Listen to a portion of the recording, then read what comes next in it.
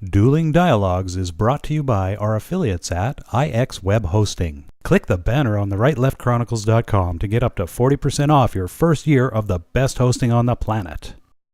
Today's episode of Dueling Dialogue is brought to you by Saucy Eva. GMA's marinade is coming soon to a plate near you to gourmetize your meats and proteins. Coming to you from that once-forgotten artery that pulses through the center of the continental United States and into the heart of the Ozarks, Grace Matthews. Looking in from the northern border, our Canadian friend, along with his countrymen feeling the effects of U.S. political issues, Connor Murphy. Welcome to Dueling Dialogues, episode 52. I'm Connor Murphy, here with Grace Matthews. Hi, Grace. How you doing? I'm doing very well. How about you? I've been better, flu season is upon us, so, that, and coughed my back out, so I'm hobbling around like I'm 85, but other than that, everything's lovely. Oh boy, that's a little crazy. Yeah. I'm hoping I stay away from that flu. Yeah, it's not like the man flu kind of thing, it's just more of a nuisance than anything. Yeah, you say that, but there are women that would say otherwise, I'm sure. But, speaking of the flu, they said that the vaccine is not that effective this year. I'm one of those that does not believe in the flu vaccines. I don't get it either. I don't get it because I'm allergic to a lot of things, but they said it's only like 42% effective, maybe less. Yeah, you got to think about how many they have to prepare for the next year. So essentially, they are guessing what flu is going to hit us next year, and they're making those now. That's right. Hit or miss. You're exactly right. Yeah. So what are we talking about today? Well, the Trump transitional team. Now, remember, between the election and the inauguration, Trump had a transitional team preparing for his people to take over the presidency. Right. Okay. Now, it seems that Mueller, according to the legal team, illegally obtained emails. Now, supposedly the legal team was sitting around waiting for them to subpoena emails in this Russian collusion investigation. Right. They didn't subpoena them, and it didn't come, and guess why? Why? They already got them. Apparently, they, how the NSA really keeps track of all of our conversations and our emails, and, right. Supposedly they don't look at them unless, they unmask, a citizen, right. Or if a foreigner is a threat. Right. Well, apparently, they just got him from the NSA. Huh. Now, the attorneys for Trump say that they potentially violated attorney-client privilege and the Fourth Amendment, which protects against unlawful search and seizure. I agree. Yeah. I mean, how can you say otherwise? Why didn't they just ask for them in some sort of discovery or subpoena them? They're just too used to going out and doing whatever they want. I think you're right. I think they are used to this sort of grab of information, and it was the culture during the Obama administration. It was okay to do that. You see it on a lot of levels. We start with, what was her name, Susan Powers and Susan Rice. Right. We've seen it over and over again in the FBI and the DOJ, where they just come along and do whatever they want. Unmask. Right. It was a culture. Right. Well, essentially what they've done now is made none of that admissible in a court of law. I agree. But I'm not sure they understand that or feel that way, because there is this sort of odd sense of privilege that exists among these guys. I say these guys, these people, I should say these people. Stinks like Clinton to me. It really does. It really does. But there is that thought among political people that are career employees of the government and others. And if you ask me, Trump's biggest mistake is not perhaps clearing out some of these career people from the beginning. Right. I think sometimes he was a little surprised that he won the presidency and really was not prepared to replace some of these people. And in a lot of cases, you can't replace them because it's very difficult to fire someone that works for the government. Right. Now, today and tomorrow, they are doing some more interviewing. And this interviewing in Congress is all about the special counsel and how they have been handling the Russian probe, the Russian investigation, the Hillary Clinton emails. Right. I'm hoping we've learned something. What would that be? That's a good question because we kind of already know. Yeah. You know, I mean, you're right. I mean, what can we learn that we don't already know? Yeah. I guess it would be more substantiation. You need special counsels for special counsels. There's a lot of people ridiculous. that say that. Yeah, well, it is totally true now. You know, and then there are a lot of people that says Trump should hire Mueller. Oh, gosh, I do not think so. Now, over the weekend, Trump says he has no plans to fire Mueller. I think that would just be like slitting his own wrist. Yeah, I don't think it would look good. And no, I mean, it's just going to look bad. That's another the only reason. way, you know. But I agree with a lot of people too that says that special counsels do not get you what you want. Yeah, I mean, they do not tend to get the information that you were originally after. They start going down a road that they were never hired to go down, but because they have no oversight, they can do it. Yeah. You know, they have to make themselves relevant. That need to make themselves relevant is very dangerous. Well, so far it's been a whole waste of time. Yeah. But if you don't have anything greater than Michael Flynn, then shut it down. Yeah, exactly. You know, and for all those people that hope to impeach Trump, stop it. It wouldn't be worth what it would do to the country. Just go to the polls next time. Yeah, and they would have done it by now if they would have had the evidence, and they obviously don't have the evidence. They don't have the evidence, but there's a couple people in Congress and on some of these committees that are saying, "Oh yeah, they have it." Well, really? Then show it to us. Yes. Well, I don't believe they do have it. No, otherwise they would have used it for sure. For sure. Okay, well, sexual harassment. This keeps getting deeper and deeper, and, you know, we certainly can't keep up with every single one of them, or we would be talking from, you know, noon to night. Yeah, I know. Sad, isn't it? Sad. It is very sad, but we bring it up when it is interesting. Jerry Richardson, owner of the NFL team, the Carolina Panthers, announced yesterday he would sell the team upon the season's completion. This comes after allegations that he verbally, sexually harassed some female employees and used racial slurs against an African-American employee. Wow. Apparently, there's, you know, the owners are putting a lot of pressure on him to, you know, sell his team. Right. Rightly so. I think it's sad. I agree. I just think it's just sad that it's come to this. Well, better now than later, I guess. Yeah, and it seems to be hitting a lot of these guys are really old, you know? And what a terrible, sad way to go out. Yeah, I mean, but they're victims. I don't want to diminish their victims. I really don't. I just am speechless sometimes. Yeah, people who you never thought. Like right? Grandpa guys, you know? Yeah. It's like, oh, stop it. You know, people that you never thought would be like that, like Kevin Spacey, Dustin Hoffman, you know? Absolutely. Anyway, NBC has got another problem. They reportedly paid a sexual harassment victim of Chris Matthews on MSNBC an undisclosed amount back in 1999. But are there others? There's this thought out there that there might be others. And in today's climate, can NBC keep him? Because they've already set a pace here that they're going to, if you've ever had anyone complain that you mistreated them, it doesn't matter how many years ago.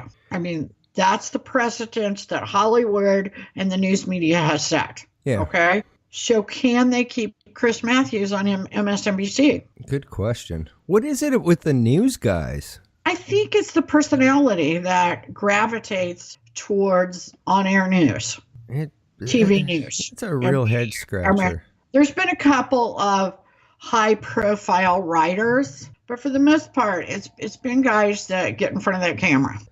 A-type personality. It is an A-type, but it's even maybe a AAA type. I mean, there's A-types, that do a lot of things, but I'm wondering if it's not even beyond that. And, you were talking about Dustin Hoffman. Yeah. Accusers keep going forward. I believe he's 80 years old now. Right. 5 more people have came forward. Some are underage. They're talking. I mean, now what do we do? This 80-year-old actor who had a stellar career, many amazing movies. Are we going to boycott his movies, Right. I mean, they talked about going back into some of Kevin Spacey's movies and removing him and putting in another character. With technology, they can do that now. Are they going to start doing that on a guy like Dustin Hoffman? And where does it start? Where does it stop? And also, what is harassment? What is abuse? Well, you know what? It's very interesting. I had this talk with my 92-year-old mother the other day. Oh, my. Yeah, she brought it up. She was watching the news and saw all the sexual harassment, sexual assault things. And her question was, why now? Why now do you want to do this? Where the hell were you before? I agree with her. And here's what I'm concerned about. And I wonder if your mother was too.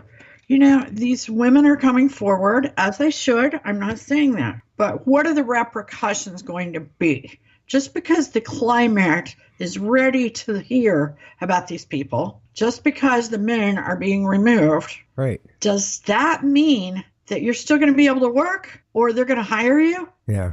I don't know. Not. I don't know. I'm very worried about that. Now, some of these Hollywood people, I mean, they've already made their money. Right.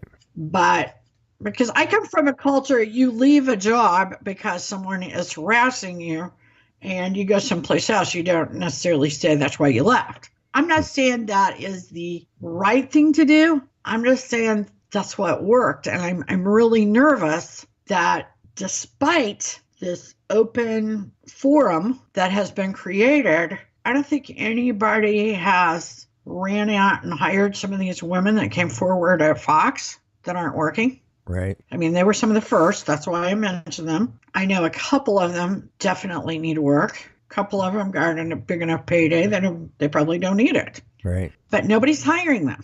Who wants to? They're afraid of them.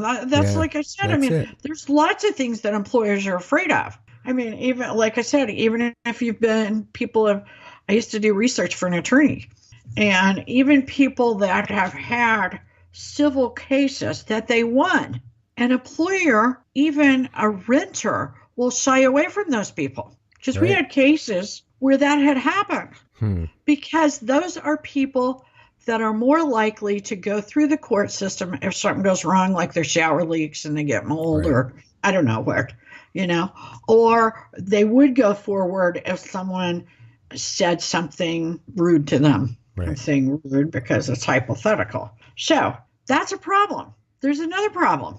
What about office romances? 42% of us meet our significant other at work in a capacity related to work. Okay? Employers are going to absolutely forbid it because if it goes wrong, even if it goes right for a while, their liability and their exposure is just way too much. Personally, I've never in my own sandbox. I've never. You didn't meet somebody there? No. Well, there's people I would have dated, but I didn't. Yeah, didn't cross that line. What if you had I met a salesman when I was working, didn't work with me, but he called on me at a job. I mean, but think about it. There's implications there. I just don't know where this ends. And I think if we don't define it, we're setting ourselves up for a mega disaster.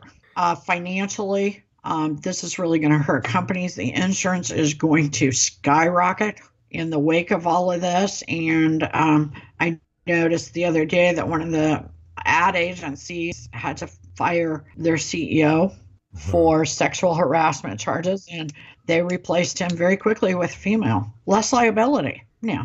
It's not that I don't think a woman can do it, but I'm just saying this is going to be an automatic mark against guys. Well, here's a guy, here's a gal. Now, some are going to say they deserve it because they've had a free pass for a lot of years. I'm just one of those people that say the best person should be in a position. Right. And I'm afraid that's really going to hurt men. I'm sure there is going to be some innocent men out there that go down over this. I'm positive that's going to happen. And office romances are going to go back to the closet. Yeah, back to the way it was in the 50s, maybe. Yeah, and I don't see how. You talk about a subordinate, I mean, Mika and Joe, I don't know how NBC lets that go because it violates their standard. Former Governor Mike Huckabee even called them out on that the other day after they were attacking his daughter, Sarah Huckabee Sanders. He said that he didn't believe Mika was the moral police, and I agree with him.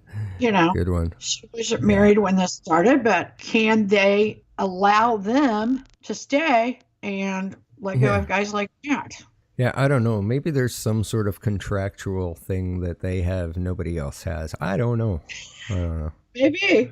I doubt it, but it may be. Yeah. Okay, well, remember Sarah Palin. Yes, who could forget Sarah? Yes. Oh my gosh, talk about controversy. Well, they're still a controversial family. Sarah Palin's son has been arrested on domestic violence charges. Over the weekend, Palin was charged for felony burglary, fourth-degree assault, and criminal mischief. Ouch. He was charged back in 2016 with domestic abuse. His mom, Sarah, blamed PTSD after he served about a year in Iraq. She claims he came back with PTSD. I don't know. They dropped the charges in 2016. I'm not sure that's going to happen this time. Yeah, not with multiple charges. Not I don't think so. No. Yeah, so it is very sad.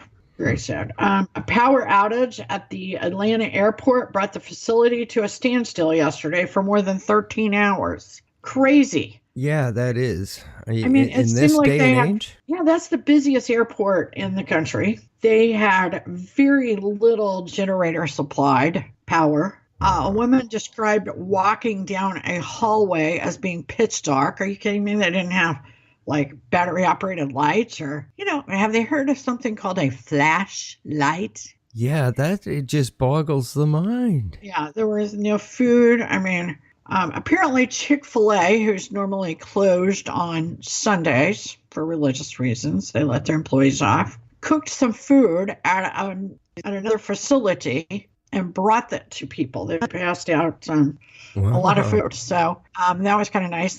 People were laughing. So that was the one way to get some Chick-fil-A on Sunday. I'd rather not. Thank you. I can't imagine being in a German airport with no power. Oh my gosh. Or air conditioning. Yeah. Oh gosh. Yeah, and Atlanta is muggy, muggy hot. Even this time of year in the afternoon. So flights are probably still a little messed up over that. I'd imagine. Because they couldn't land planes, and so the planes won't be in the right place. Yeah, it's a mess. Yeah, that would disrupt the entire schedule in this side of the planet. Exactly. Another alarming situation.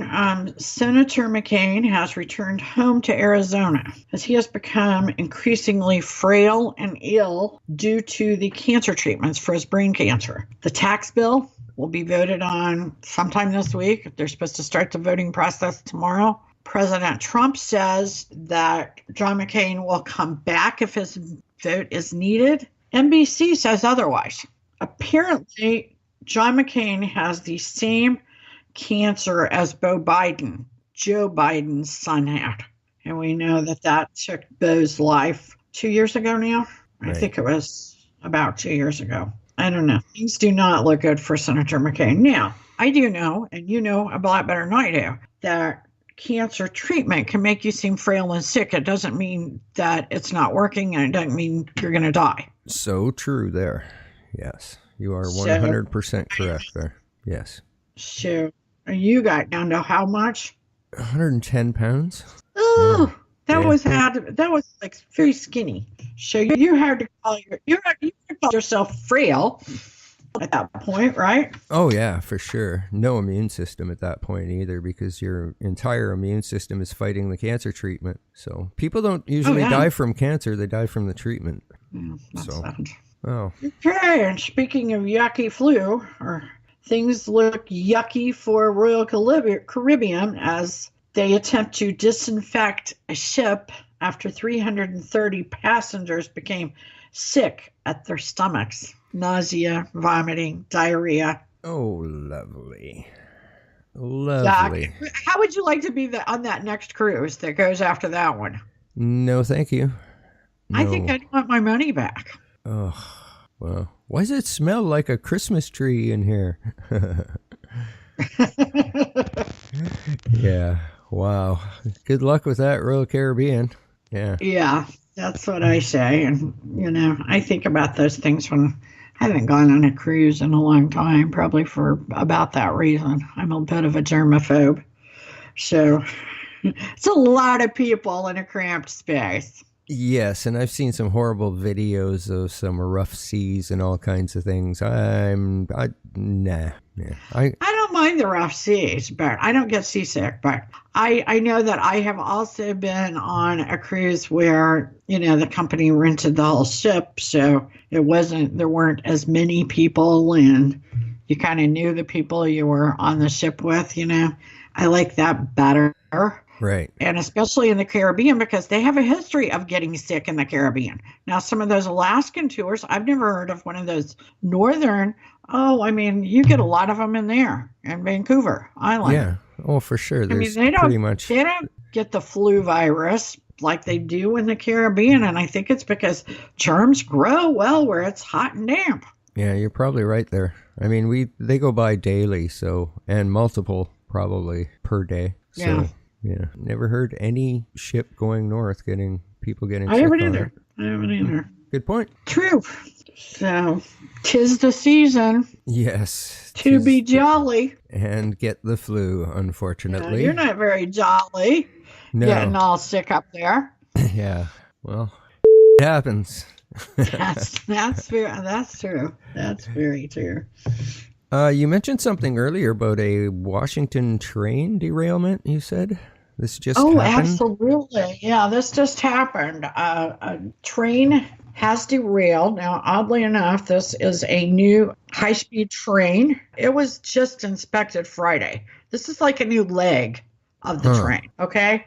So it derails on an overpass. Oh, my. The cars are hanging off. One or two of them land on cars going below down in the street, going below. There are at this point at least 6 dead.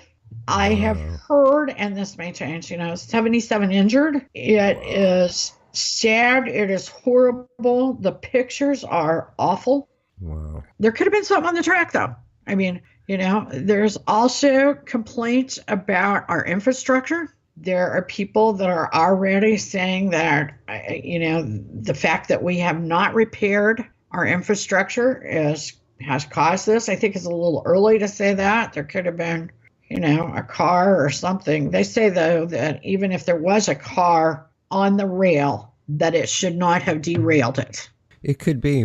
I don't know that much. I ride the rails when I go to the city, but we do get some news about your crumbling infrastructure up here. But never put much thought to it. But, you got to keep that stuff up. Now, absolutely. Now, they've mentioned that this particular train goes up to Vancouver. Wow. So this was 50 miles south of Seattle in the Tacoma area, of all places. You don't really, not a lot happens up there that's horrible like that. First of all, everything in Seattle is new compared to every place else in the country. Right. I mean, it's one of the newer cities. Technology was birthed there for the most part. So their infrastructure is typically better than most in the United States. That's a scary thought. So it is a scary thought. So, and I always think about that bridge that collapsed in Minnesota. Remember that a few years ago? Yeah, that was unreal. That was horrible. I can't even remember what the death toll from that was, but it was very horrible. Yeah. And a friend of mine said that she just missed it. She had just exited off of that by like 5 minutes. I don't know, just crazy. Scary. Yeah. It is very scary. Very scary. Scary is also having Kaepernick visit inmates at Rikers to talk police brutality. Is that an oxymoron or what? I read that headline and I just burst out laughing. I'm like, who in their right mind thought de Blasio. Wow. Bill de Blasio, the mayor of New York City, and the warden is mad. Wow. Yeah, no doubt. This has already happened. So Kaepernick actually did not say anything disturbing. But the whole idea is just ludicrous. Yeah. I mean, what do they want? A revolt? In the prison? Yeah, someone has not got good judgment. That is horrible. Horrible. It is horrible. And speaking of Kaepernick, there is a guy, and I'm just saying this off the cuff, I wasn't even thinking about mentioning this today, that is considering buying an NFL team, probably the Carolina Panthers. Right. And he says the first thing he will do is hire Kaepernick. Wow. I don't even know what to say to that. I don't either. Holy so that is smoke. breaking. Another piece of breaking news is that the CEO of ESPN, we've had a lot of stories about ESPN and the nutty things they do and the nutty things they allow and how their ratings are going down. Anyway, their president, John Skipper, has resigned, citing substance abuse issues. Wow. So that just came out. Along with, there's been an incident at the Royal Air Force Base in the UK. Huh. That's we use that base. Right. The United States Air Force does. Yeah, I think anyway, I read that it's been this put morning. on lockdown. So Right. Nobody knows what this guy nobody was knows wanting. what. I mean, isn't that the same one where they cited some UFOs some years ago? Yeah. Some very credible UFO sightings there. What was the name of it? Rosenberry? Is that it? Roddenberry? I don't know. Something like that. I don't know, but maybe there's been more UFOs. I don't know. Yeah. Well, the They just said Pentagon it's is... lockdown. Either that or they got a nut running around with a gun or a grenade. I don't know. Yeah, I don't know what that guy wants, but the Pentagon is investigating some UFOs. Yeah, thanks to Harry Reid, we've spent too much money on it. Republicans are griping about it because Harry Reid started it all. Oh, wow. What a crazy world we live in. Yes, we do. Yeah. That's for sure. I guess we'd have to agree on that. Yeah, we would have to. And we don't always agree, but life's a journey and we're all in this together. Remember, do not become a victim.